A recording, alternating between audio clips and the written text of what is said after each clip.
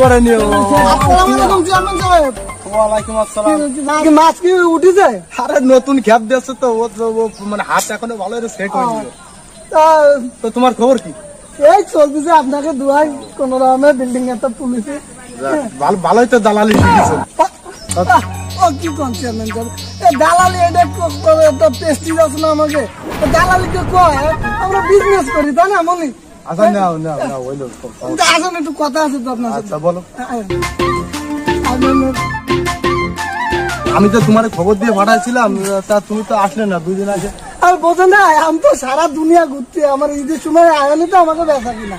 তা আমার তো গরু লাগবে। গরু গতবার আপনাদের গরুটা দিছিলাম, আপনি কি করলেন? 3.5 মনের বেশি হবে না ওই গরু